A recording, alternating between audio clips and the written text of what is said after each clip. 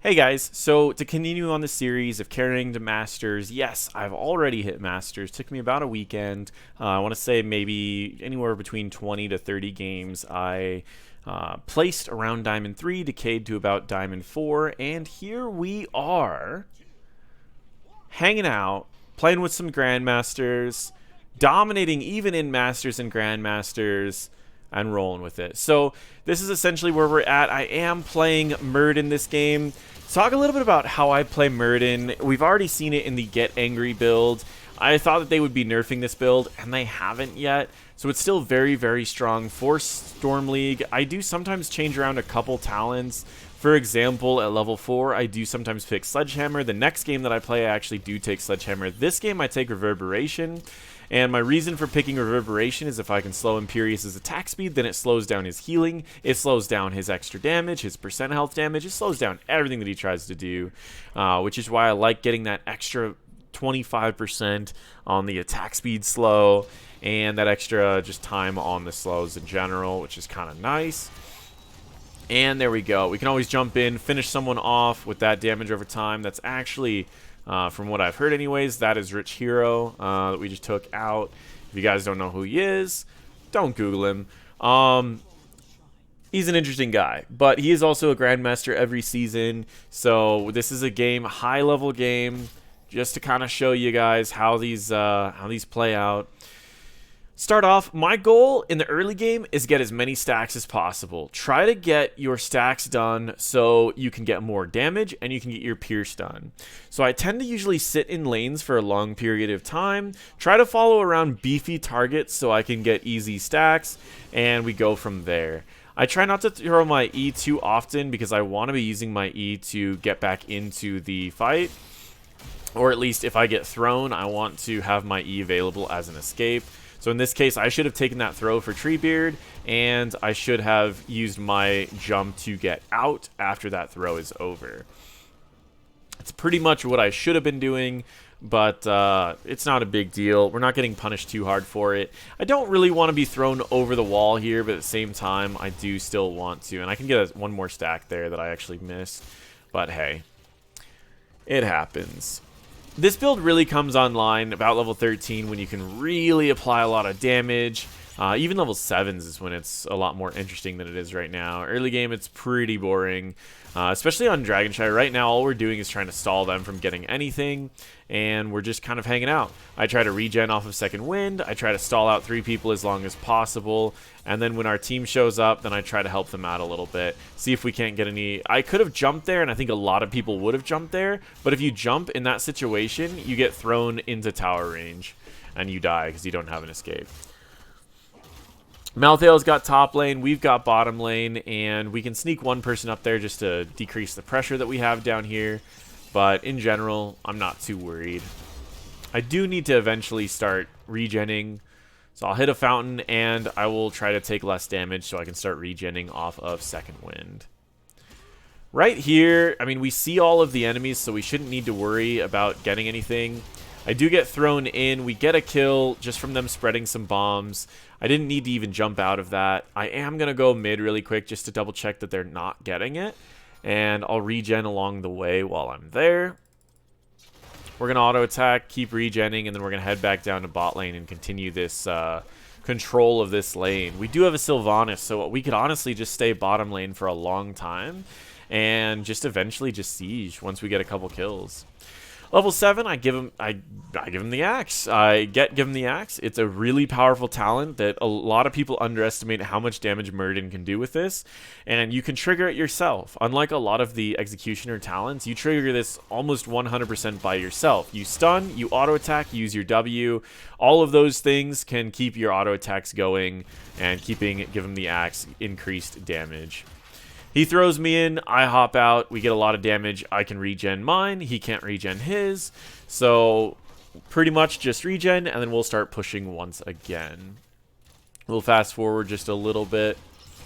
You can see they kind of made a mistake here, so we get to punish them for it. But I do get polymorph, so I'm not able to stun anyone. But even then, you just hop out. And that's the biggest thing about playing this matchup, Garrosh versus any tank. You want to make sure that you can take a throw for your team.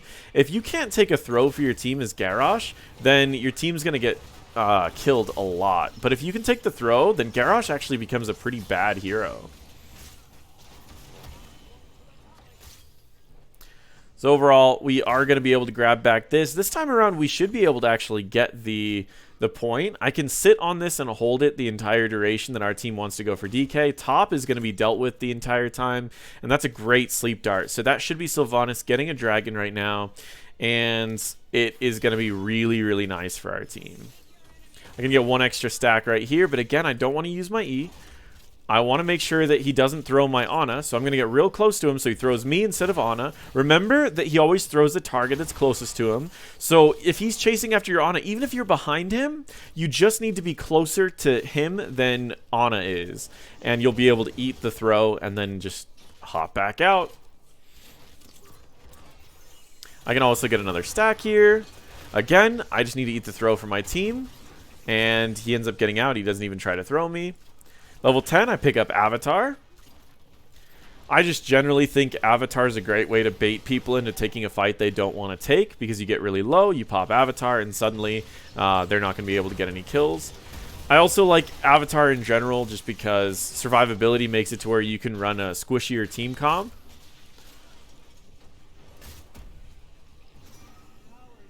Sylvanas actually didn't get, we didn't have any minions to keep her up.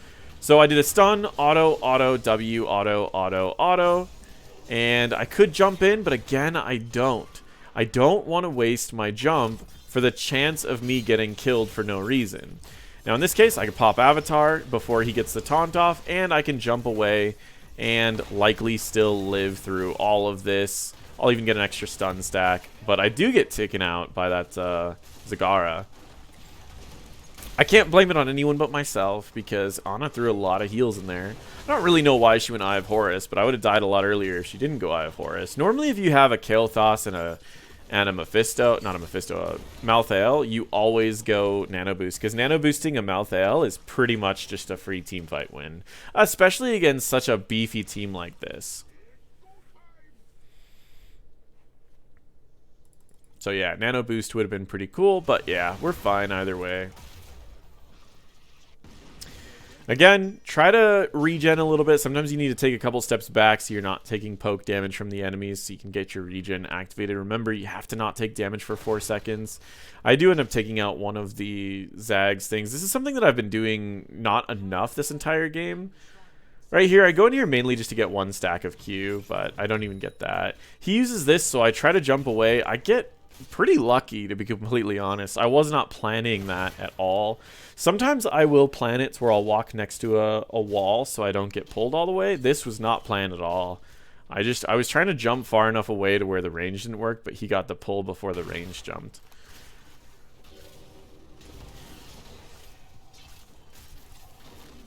Level 13, I pick up Bronzebeard's Rage, one of the most powerful talents right now for any type of summoner enemies or on maps where you expect to have a lot of enemies near you. It's just so strong. I mean, if Zagara drops a Hydralisk on you and a Bile drop, you even hit one person, you're almost out healing all the damage that they're doing to you. You fight in the middle of a minion wave, and you're getting so much out of it. So, once again, I'm holding bot forever. Remember, I've been holding bot whether we're winning or losing, so that when we actually finally start winning, we get a Dragonite for free. And when we start losing, I'm still holding bot. But this is going to be real tricky. So normally when you know you're going to lose a lane like this, you make sure that someone's in another lane to grab it. If not, you make your way over to that other lane. So I might even jump over here and then mount up. But in this case, we're just going to head over, start some things, get some things, and wait until our team's back up. When they start leaving to go to a different lane, up to top lane, for example, I'm going to see if I could come back down and sneak back bottom lane. So when they get top, I get back bottom. And I might also take a step forward and immediately stun the Kael'thas, or sorry, the Kel'Thuzad. But I'm actually going to join my team, possibly go for a flank here. They have vision on me as I go in, but that's not a huge deal because I can pretty much just walk in, throw a stun. There's my Pierce. I'd imagine this is a little late to get Pierce, but I mean, better late than never. And I get in there, I'm attacking, I get a nice stun off. I'm attacking. Bronzebeard's Rage. Look at how much I'm getting healed from Bronzebeard's Rage, plus a couple hits from Eye of Horus. I'm just out healing everything. I don't even pop my ult here. I pretty much just heal through all their damage, doing a ridiculous amount of damage with Bronzebeard's Rage. And now I'm going to head back down bot. I'm going to see if I can't clear up some of this. It's okay for clear, but it's really not great. So just so you know, don't expect it to be like amazing for wave clear. It's primarily just for damage in fights and for survivability. Because it is a good amount of damage in fights. And we get another Dragon Knight here. I'll get a nice little stun here. Auto attack. I'll use my W to slow. And I might jump in to try to get one more auto attack. Bronzebeard's Rage ends up doing a decent amount. They get killed by the damage over time. And we get another kill right there. So again, guys, you can play pretty aggressive with Muradin. And if I wouldn't have jumped in right there, we wouldn't have gotten 2 kills. And I think a lot of times people see like these gameplays where I play tanks and they're like, oh, but you didn't really do anything that game. It's like there's a lot of subtle things that happen that really allow you to carry on tanks. One, make sure that your team doesn't die to Garrosh. If I wasn't countering this Garrosh the entire game, we literally would have had 10 more deaths than we currently have. And that's the first major detail about it, is if you don't counter the enemy Garrosh, you're going to really, really struggle. The second detail is that I only go in on the ones that we're guaranteed to get a kill on, you know? I don't waste my jump for something dumb. I make sure my stuns are followed up. Like I stun someone into our Kael'thas Q, auto attack him while he was stunned, and we got a kill. If I didn't stun that, we wouldn't have gotten that kill. If I would have wasted my stun 3 seconds ago on that Garrosh, we wouldn't have gotten that kill. If I just waste my stun right here, we don't get that kill. Watch. I just walk in front of Garrosh. I didn't stun. I didn't do anything. He throws me. He stuns me. I walk away. And that's the thing, is like I just saved Sylvanas again. And this isn't that Sylvanas is playing bad. This is just how tanks should be playing against Garrosh. It's super easy to carry as Muradin because all you have to do is wait for the enemies to throw, and you're going to out-heal and out-damage everyone on their team.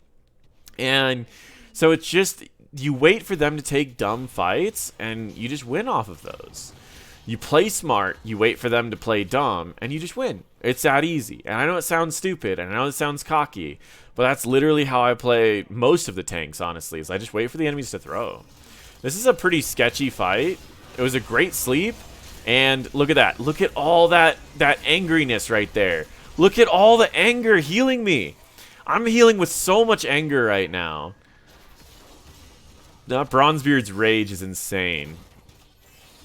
I probably could have landed a stun first right there, but I don't know if it was just ping that caused me to not get that stun off. And that's a great part about Muradin too. Once you hit 13, even 16, you can just hop on camps, and enemies can never fight you on camps. I mean, Garrosh probably should have saved his throw. Instead of throwing the minion away, he should have saved his throw, and when we showed up, he should have just thrown me over here. But he used the throw so he could stun us on the way over there. But it would have been better for him to just save that throw, and then he wouldn't have needed to deal with me, because Bronzebeard's Rage while you're sitting on a camp is insane. It's absolutely insane. Because you're healing off of the camp, you're healing off of everyone trying to get on the camp to try to take it back. And the enemies, there's just such a cluster. The enemies don't even know what to do.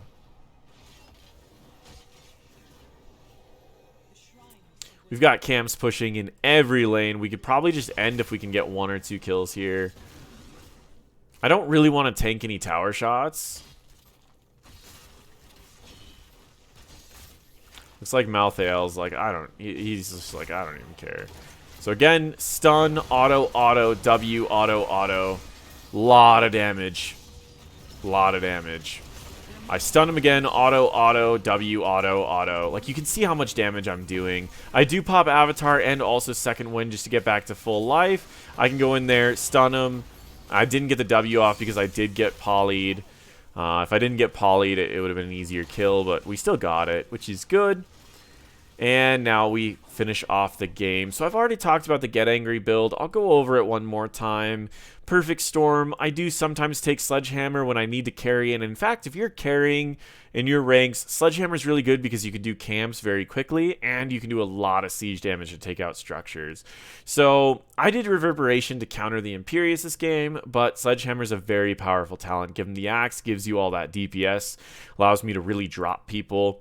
Avatar gives you the survivability, so you can just jump in and just be endless, and it's a great bait tool where they get you pretty low. You pop Avatar, then you pop your Stone Form, and out of nowhere, you're pretty much just this giant health bar Muradin again. Then we pick Get Angry. The Bronzebeard's Rage, we pick Stone Form because it synergizes really well with Avatar. And then we pick up, I guess if you didn't pick Reverberation and you really wanted Imposing Presence at this point, you could go with that. And level 20, we pick Rewind. Like I do that Q, auto, auto, W, auto, auto. You could rewind and then do another Q, auto, auto, W, auto, auto. That's enough to 100 to 0 just about anyone on their team while they're stun locked. It's really, really powerful. 60-second cooldown to be able to kill one person in the late game is amazing, especially as a tank. And this is how you carry to Masters by using Muradin. Thank you guys so much for watching, and feel free to check out my other videos.